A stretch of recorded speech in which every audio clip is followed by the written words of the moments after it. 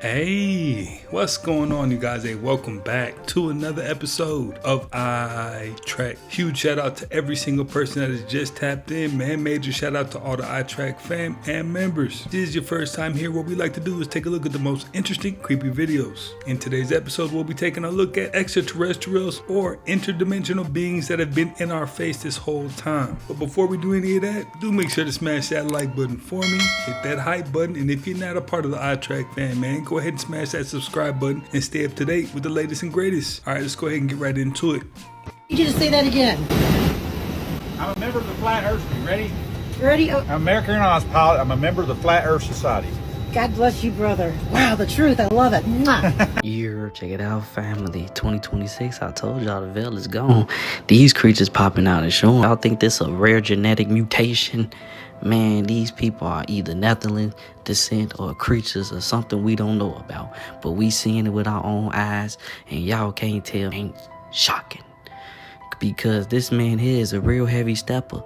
And when he grabbed that boot, it took me out. But y'all let me know what y'all think and feel in the comments on Phonograde. Crazy. Now, I know there are a few diseases and medical causes that can make somebody's foot be that big, but his foot looked like it had some other functions going on with it, so I'm not too sure what to make of that. The New York Times is reporting that Trump's DOJ has taken into custody one of his own soldiers who participated in the U.S. Venezuela raid for this incredibly odd reason, and he's now likely to be made into an example for his actions. A U.S. Army Master Sergeant stationed at Fort Bragg in North Carolina was given advanced warning in the hours leading up to the United States raid on Venezuela to capture their president Nicolas Maduro. The warning was meant to help the soldiers prepare for the upcoming operation. However, this sergeant used that advanced knowledge in a way that no one could have anticipated, because immediately after learning the details of the mission, he transferred $33,000 to the prediction platform Polymarket and placed it on the event that Maduro would be ousted. This ultimately won him over $400,000, but then the DOJ found out about it, and due to the recent rise of these similar prediction market insider trading cases, he is now set to face several severe charges carrying significant punishments as authorities seek to make an example of him. Now, you know it's only a matter of time before somebody tries to profit off of information like that. And there's always one or two people that are brave enough to do it.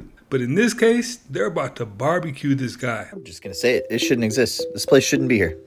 Machu Picchu isn't even the only city in the area that's 8,000 feet high. Yana Picchu is even higher. Before we try and explain how they got the rock to do that, you gotta explain why it was a priority to put doorways that go nowhere in the temple. This rock right here is what really gets me though. How do you get that up there? How did they know the same techniques as another culture across the globe? Why is the older stuff more advanced than the newer stuff? I don't see iPhones getting worse. I wouldn't know how to get water up here, but their fountains still work. We only know how they did it because we 3D scanned it. Not only did they know how to get it up there, they delivered it to the citizens via art. No one gives these guys enough credit. They thought these were for food or like grain, grinding grain up.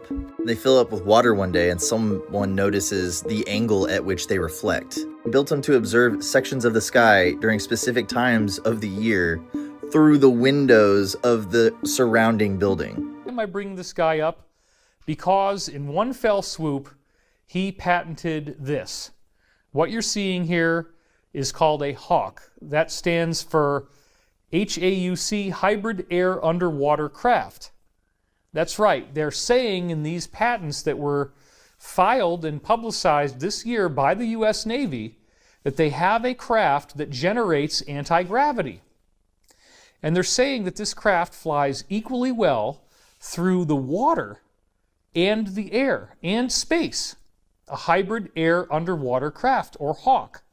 And when you look at this illustration, you can clearly see that it appears to be a flying triangle. This right here is apparently a video of a 16-hour time lapse of an embryo's spinal cord being formed. And guess what Psalm 139 says? You knit me together in my mother's womb. Hallelujah. If you agree with me that God's word is specific, type amen, share this everywhere, and follow for more. Guatemala is on a different level entirely. This is El Mirador. Don't think I butchered that one. The city was lost, and when they found it, they discovered it has the biggest pyramid by volume in the world. 43-acre footprint connecting a 6-mile metropolitan area. They are not only larger, they are 300 years older than the ancient Roman road system. The Great Pyramid is 92 million cubic feet in volume. The main pyramid, L'Odonta, is 99 million cubic feet in volume. A couple years ago, they flew a plane over Guatemala and laser scanned a lot of it, finding 1,000 new ancient sites. The ancient population estimates increased tenfold. That's not the weirdest part. This site is astronomically aligned to the Pleiades. Tikal, also in Guatemala, is also aligned.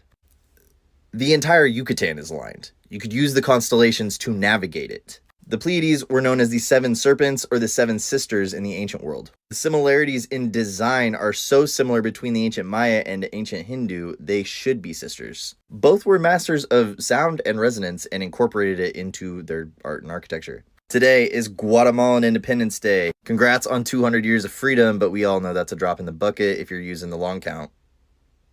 Have fun tonight. Be safe. I'm in Texas. I'm literally about to go party with y'all. You still got a lot of friends here in the States. Cheese is actually prehistoric, in case you didn't know. Animal stomach lining contains rennet. That's the enzyme that curdles milk into cheese. So the leading theory is that Neolithic people carried milk inside animal stomach sacs, opened them later, and found cheese. And instead of being horrified, they kept going. Cheese is about 10,000 years old, dating back to the first domesticated sheep. We think this because milk residue was found in pottery from that time, but some of the earliest documented cheese making appears in Egyptian tomb art over 4,000 years ago. It also appears in Greek mythology. This is the god of cheese making, and ancient Sumerian records. Then came the Romans, who diversified it. They aged it, smoked it, experimented with flavors, and spread it across Europe as they expanded their empire. As cheese moved regions, it changed. Different bacteria, mold, salt, climate, and storage methods created completely different cheeses. Later, medieval monks became cheese specialists. They had land, cows, and time, so they helped create famous cheeses like cheddar and Parmesan. Then Europe brought cheese making to America in the 1600s. Americans saw cheese and lost their minds. Eventually, they got industrial about it. New York became the great new cheese state. Ohio was literally nicknamed Cheesedom, and Wisconsin became Wisconsin. Now cheese exists as luxury moldy cave wedges, fluorescent plastic squares, vegan lab experiments, and shredded mystery confetti with sawdust in it. Thank you. Do you know what government means in Latin? Govern means control, steer, pilot, or direct a ship. Mint comes from mentum, which means mind, thought, intellect. Control mind. Mind control. But now you're good. Just keep on letting it roll you. Oh my god. There is so much to show you here, like I'm getting distracted, but this is the least detailed. This is the least detailed of what you'll see here today. This is crazy. Look at the headdress, look at everything has holes in it. There's some spots, I've upgraded my tech. There's some spots where you can actually shine the light through. You'll see it as we go around this place today. I feel bad, I'm showing you the least impressive one, but it is still mind-blowing. All of these hollow.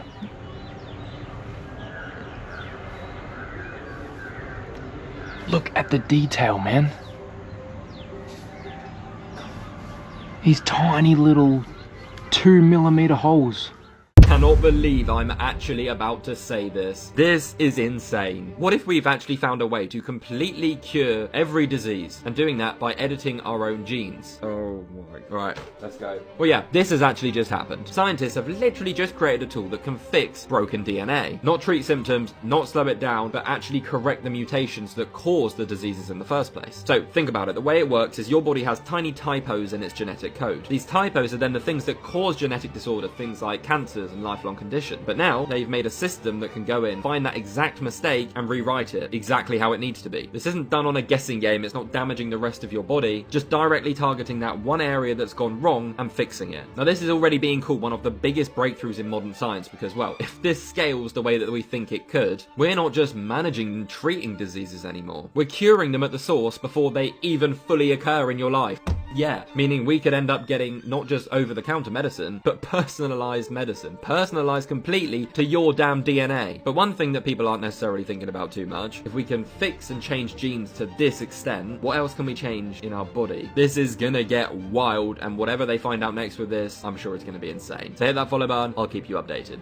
Every once in a while, I still think about the guy that spent $250,000 on a solid gold t-shirt and wore it around his city for 4 years. That is, until one day he was lured to a fake birthday party, beaten up for all his money, and then passed away. Honestly, when you're wearing a 6.5-pound gold shirt, there's only one way that's gonna end. He said other rich people like to buy expensive cars, and I just like to walk around in my expensive shirt. But maybe the biggest tragedy of the whole situation is that before he passed, he said he was also working on a matching set of pants, and now we'll never get to see him. I'm not sure if he just thought he was bigger than the system, or maybe he just had nobody that really loved him around him to tell him, like, man, that's the most dangerous thing you can do. Because I don't care what country you're in, what he was doing was absolute craziness, plain and simple. I don't care what happens to me anymore, folks. Now that I know what they did, I don't care.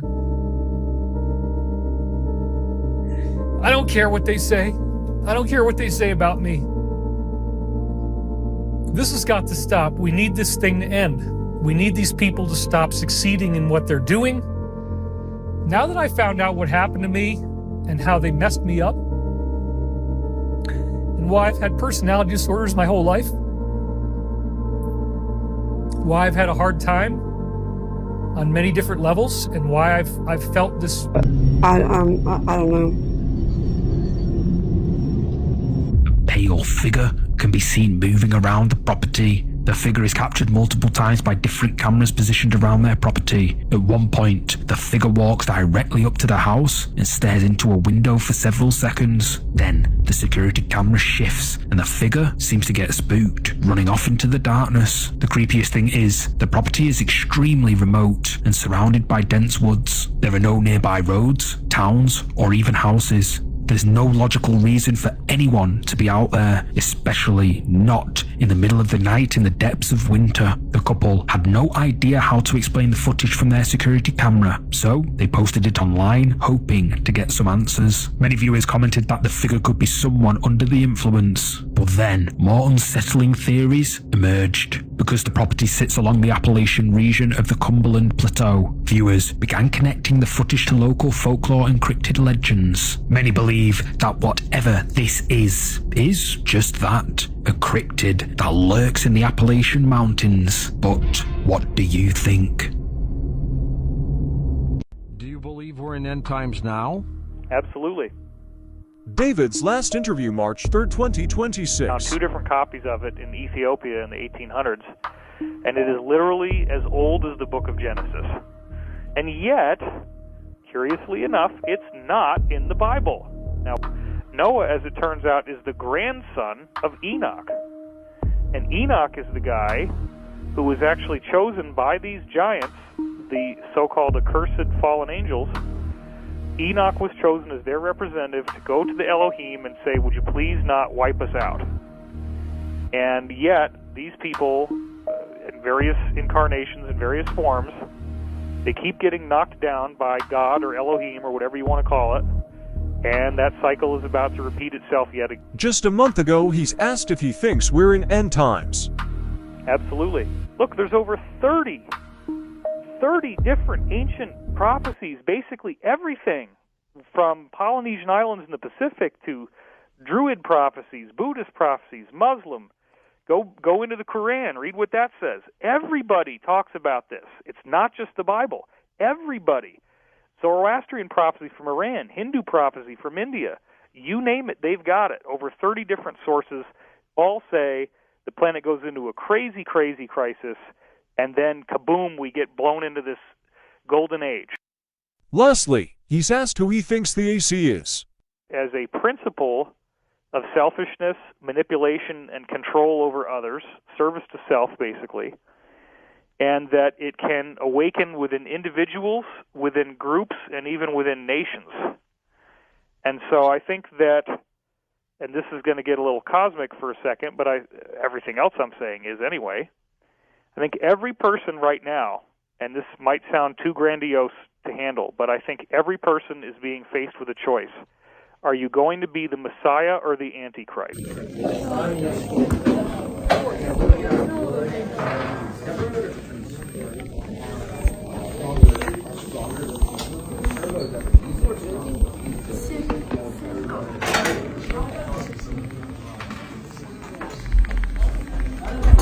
So they do have the anti-gravity machine working, as we just saw. So having it implemented for worldwide use is a whole nother rabbit hole. You know, everybody likes this Everybody evil. wants a picture of you. Everybody likes that evil character they created. You know that guy with the eyes. But you gotta realize, man, all them guys you've been creating are not really real in real life, man. All right. Hold on, just one second. Don't forget me on those pictures, gentlemen.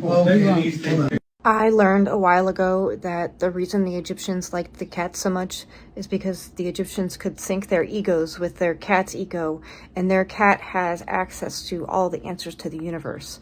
So this would then give that Egyptian access to all this information as well. Yeah, but cats are also very selfish and very much so independent. This man accidentally entered the real-life backrooms and was found 3 weeks later. In January of 2017, 71-year-old Bernard Gore was supposed to meet his wife and daughter at a Westfield mall in Sydney, Australia, but never showed up. He'd apparently been doing some shopping on his own before they showed up, then completely disappeared without a trace. After frantically searching for her husband who suffered from dementia, Angela Gore filed a missing persons report with local authorities. Bernard was last seen by a store clerk who said the man looked confused on the morning of his disappearance. Investigators were initially hopeful when surveillance footage showed Bernard walking towards a fire escape, but they didn't realize that through the exit was a complete labyrinth of stairwells, confusing hallways, and self-locking doors. In fact, the entire fire escape stretches for 8 miles, and numerous mall shoppers have been lost down there before, with one woman describing it as a maze from a nightmare. Accordingly, it took police 3 weeks to finally locate Bernard's lifeless body in the stairwell. He was likely wandering around the fire escape for up to an entire week before eventually succumbing to natural causes. Bernard's death was officially ruled the result of a misadventure. Wow, my mind is blown. It is not just David Wilcock that has just passed away, but other experts and colleagues in his field have also passed away. And they were all associated or featured in the show Ancient Aliens on the History Channel. And now it's caused plasma physicist John Brandenburger. He posted this AI image and this message that says, "Dear friends, I have been told I am in danger as an anti-gravity and Mars investigator.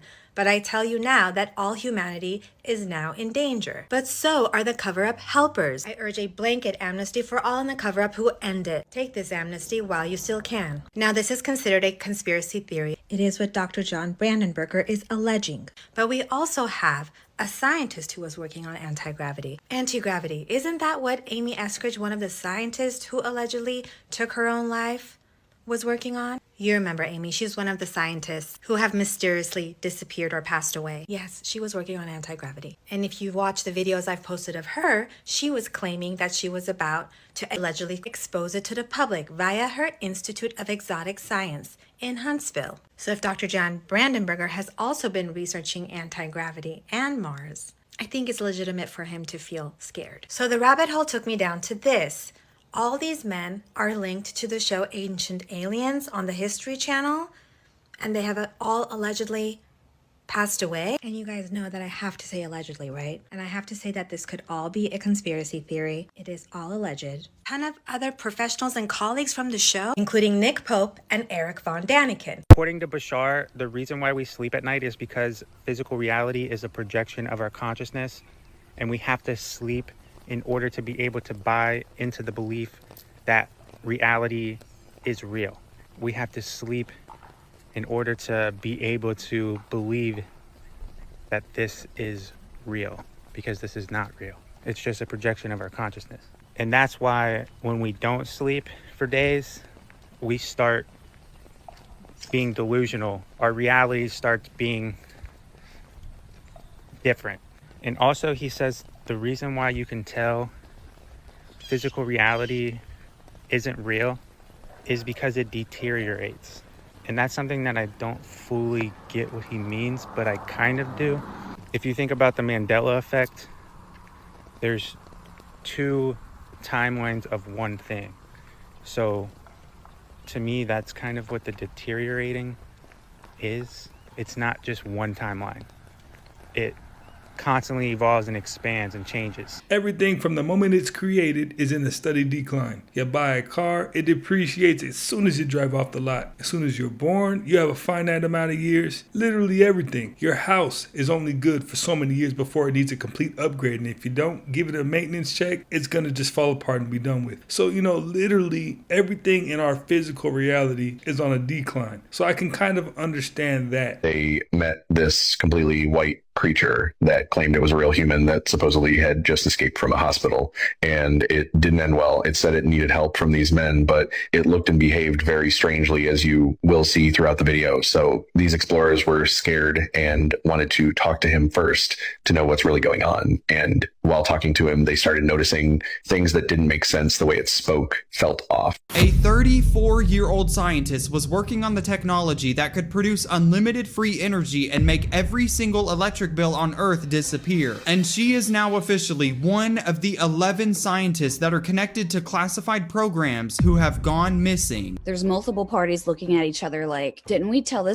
3 years ago that we kill people for this? Is she not listening? What is she doing? She's still doing it? What? We told her we were gonna kill her 3 years ago. Her name was Amy Eskridge, and she was working on something called zero-point gravity, which is basically the idea of pulling energy out of nothing. Literally no fuel, no waste, no loss at all, just unlimited power that would never run out. If it works, obviously every single oil company, every single energy company, and every single electric bill on Earth would have become completely irrelevant because we would have power for free. She texted a friend and she said, if you see any report that I did this to myself, I most definitely did not. Her cause was then officially ruled as self-inflicted. She was 34 years old and she literally predicted what they would say, and she is one of 11 people. And on Kalshi right now, millions of dollars are riding on energy prices going even higher than they already are, and obviously the person that was trying to make it all free is now gone. I am absolutely staying on this story because it is absolutely insane, so make sure you add me now because I will obviously keep you updated. You would think the oil companies or anybody involved in the energy trade would be happy with the profits that they've already made, but greed continues them down this path of destruction, and anybody who's in the way of their profits continuing to come in, which is pretty crazy. 0-point energy. I love talking about this subject. What's your opinion on it? I think it's reality. I just don't think we got that genie in the bottle just yet, or if we do, they're not putting it out because it would put them all out of business. And we wouldn't have these wars. Imagine all that energy we spend on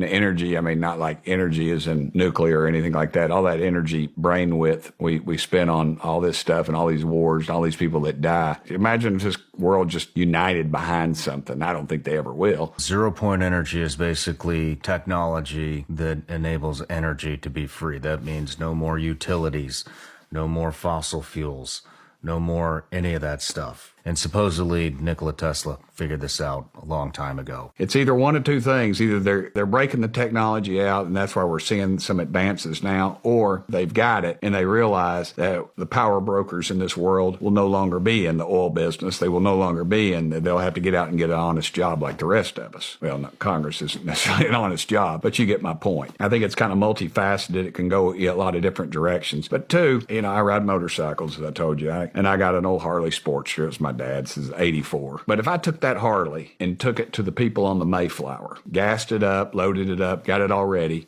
took it back in time, that's basically what would happen with a UFO. They would see this bright, shiny object. They might be able to roll it. One day they might get it started, but they're not going to know how to change the plugs. They're not going to be able to adjust the carburetors. They won't have the technology to make gasoline to run it. They won't know how to put air in the tires. And that's sort of like what we're at, I think, with this stuff. I think the U.S. government probably has unlocked 0-point or close to 0-point energy, which would be pulling energy out of the vacuum. We have inventors that have done that over and over and over. Making energy out of apparently nothing. Well, we could start with, there's a man named Charles Pogue, who in the 30s tinkered with his carburetor and was able to get 200 miles a gallon. It's proven. It was engineers, investigated, scientists. It's totally proven. It worked. He was going to be a zillionaire or whatever. He just could have transformed society. And the problem was, once the news of his engine got out, the oil stocks crashed. They just crashed. So the oil industry century lobbied the U.S. government, we have to do something about this. And in 1951, the Inventions Secrecy Act was passed. So now, if you patent any device that is more than 20% efficient, that's instantly classified. That is now a state secret.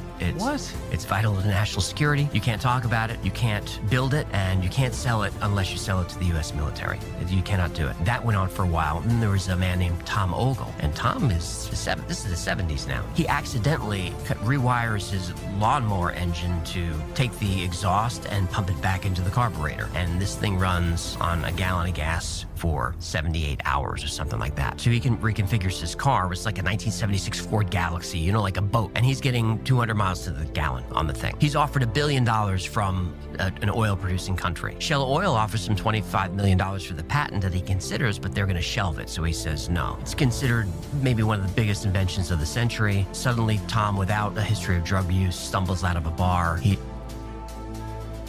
And that's the end of Tom Ogle's story, and that all disappears. All that research goes away. And this repeats over and over and over again till we get to Stanley Meyer. And you might remember Stanley Meyer and the water car. This is the 1990s now. So now we have a vehicle that we're not even talking about fossil fuels and protecting a multi-trillion-dollar industry. We've got a car that runs on water using electrolysis, which has been around since the 1700s. But electrolysis requires a lot of energy and perfect water without impurities. But Stanley's figured out how to take tap water, put it into his car, and run his car on water. And what it does is splits the water into hydrogen, oxygen, runs on hydrogen. Hydrogen is a fuel, it works. And it works, and he drives it all over the place. It's all over the news. Engineers look at it, they say this is the invention of the century. This changes everything. He's offered $1 billion and millions of dollars, and everyone wants his engine. And he's sitting at a Cracker Barrel with his brother and some investors, and they raise a glass to toast the new investment to go into the future, and they take their toast, and Stanley suddenly doesn't feel well. He runs outside, he starts vomiting. And you know exactly what happens next. I think that's why the Plastiline guy is playing it so close. He's trying to really figure out what his next move might be, because his next move better be his best move. Fun fact of the day. The American football huddle was invented by the Gallaudet University football team, a deaf team, in order to hide their sign language conversation from the opposition. Neuralink brain chips can now control robots through nothing but thought. Elon Musk's brain-computer interface company says 2 of its patients have successfully controlled an assistive robotic arm via signals from its brain implants. The coin-sized N1 chips are placed by a surgical robot onto the motor cortex, the part of the brain responsible for planning and initiating movement. The Neuralink chip transmits data from brain signals to an external computer, which uses artificial intelligence to convert them into commands to guide the robot. The system can handle very simple tasks today, but Musk has said the long-term goal is to connect Neuralink to Tesla's Optimus humanoid robot. Now, the worst parasite infection is the amoeba, the brain-eating amoeba, and it causes fatality, and we usually get it through swimming in lakes, warm lakes, ponds, or rivers, or streams in the summer, especially with skiing or diving. When you ski or dive, that water, that infected water with the Naegleria amoeba gets up in through your sinuses and goes right into the brain and causes a horrible brain infection. Or you can get it through using neti pots with tap water. See, tap water has chlorine, but it doesn't kill all the bacteria or the Naegleria. Anytime you use a neti pot or Navage, you should use distilled water so you don't get this horrible brain infection. It's 97% fatal, and so critically important that we avoid that.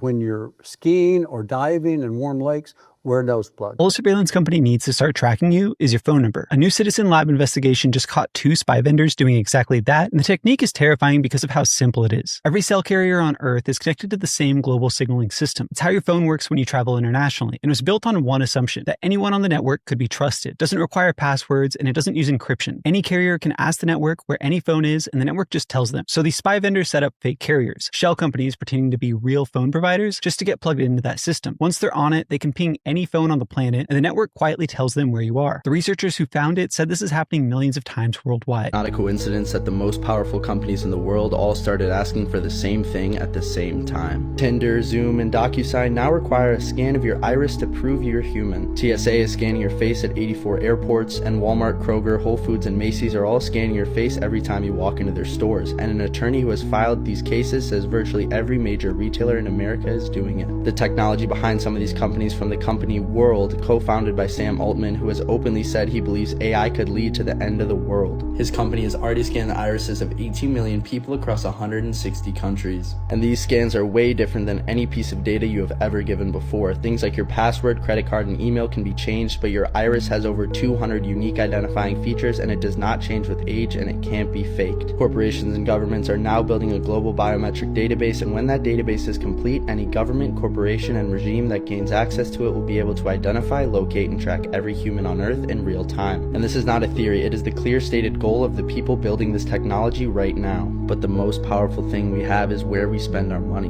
You can use the Conscious Spend website to see how ethical the company truly is and which ones simply don't care about you. A magnetic wand that could control your brain.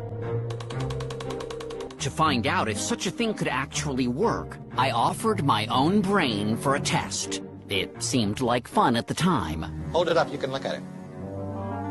Psychiatrist and neurologist Mark George said he could make my thumb twitch. Jeez, it does.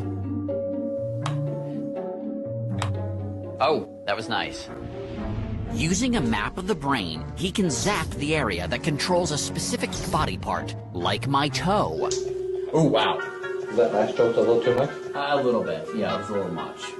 1, 2, 3, 4. The wand can even affect someone's speech. 10, 11, 12, 13, 14, 15, 16, 17, 18, 19, 20. And once the pulse is removed, 25, 26. Everything goes back to normal. 29, 30. It's sort of a remarkable thing that one can put something over somebody's head and modify the way they behave. Wow. The wand works by producing a powerful magnetic pulse. So it doesn't look like a lot, but the magnetic field that it generates is about the strength of an MRI machine, of a very strong MRI machine. Since electricity and magnetism are really just two forms of the same thing, a magnet can affect the electrical signals in your brain. Now this is your brain. It's basically an electric web of billions of neurons wired together. When a strong magnetic pulse hits these neurons, it alters their electric current. The process is called transcranial magnetic stimulation, or TMS. Electricity is the currency of the brain. All thoughts, all beliefs, all actions are just electrical impulses. And so TMS, we're actually able to get in there and influence the currency of the brain focally and non-invasively. The stronger the magnetic pulse, the deeper into the brain it goes. And by adjusting the pattern of the pulse, you can change the way that part of the brain functions. We can turn a part of the brain up or down or temporarily turn it off. It doesn't take a genius to see that it should be a pretty fertile way to begin to understand how the brain works. And I'm almost 100% sure they have devices that can manipulate the human brain from a distance. They don't have to be all up on you like that. No. When did the Chinese land on the moon? I have no idea. 2013. Did you ever see the video? No. So the Chinese landed on the moon in 2013. And they released a video for it. But pretty quick, that video was taken down. And they said, no, it's just a joke. Because it was so bad. It was so fake. Because they didn't have, Kubrick, Here's another video that will make you question the reality of those who hold power. During an interview with Swiss radio and television, the former Chancellor of Germany, Angela Merkel, suddenly looked different. Her eyes got covered by what looked like a cloudy white membrane. It couldn't have been a camera glitch because the rest of her face looked perfectly normal. Only the eyes had changed. This video of Dr. Monsef Slaoui, a well-known vaccinologist, was giving an interview when his eyes shifted in a way that didn't seem human at all. It looked like he had translucent third eyelids that reptiles have, which is also called a nictitating membrane. The moment was brief but impossible to ignore. It made viewers wonder if he was one of those reptilian figures said to take up powerful positions and was using vaccines as a clever way to influence and control humans. 3D glasses that are red on one side and blue on the other, and you get them in movie theaters. He cut them up so that the lenses were separate, and he stapled them together, and he taped it on top of his lens for his iPhone. And what that did, I'm not sure he understood how that was happening, what was going on, but he somehow knew to do that. I don't know how he knew to do that without knowing what he was doing, but he taped them on top of the lens. The red lets in infrared. The red and the blue together blocks out almost all visible light. And so the light that can get through is going to be the infrared stuff. There's not much ultraviolet light in the atmosphere, so it's really mostly infrared.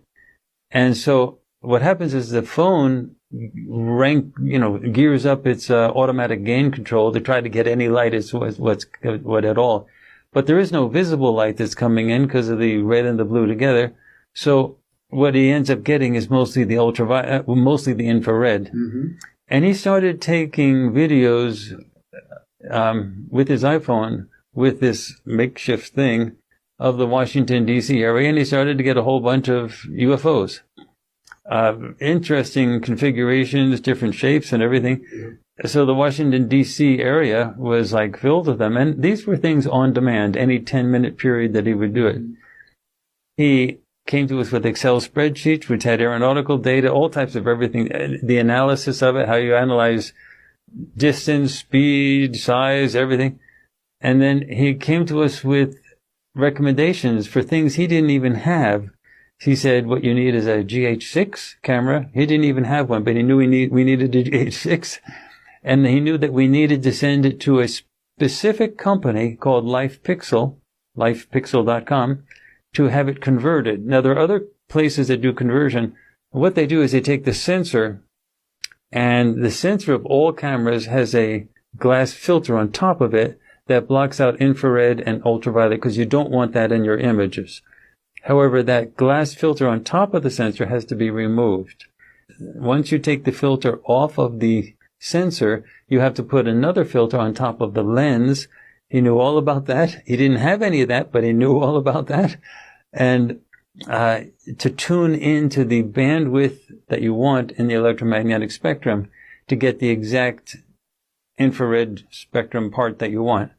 And so then he showed us a lot of videos on our big screen in our own office, standing up with a laser pointer and everything, showing the videos of these UFOs that were very clearly UFOs. Mm-hmm. And then he also talked about the frame rate issue because they go so fast. The thing about the GH6, why it was unusual, is you have to shoot wide angle because you can't see these things. They're invisible, both because of some stealth technology that you can see them only in infrared, and secondly, they're going 20,000 miles an hour. So it could be the size of the Titanic. You're not going to see it if it's 20,000 miles an hour. So we shot it at 120 frames a second. It was like, this is one of those experiences you have only once or twice in your whole life. You do something first time out and like, it's right in front of you. In 10 minutes, we had like 30, 40 UFOs right over my house. Mm-hmm. And some of them are huge. And they were swooping down like Star Wars jet, like Star Wars TIE fighters.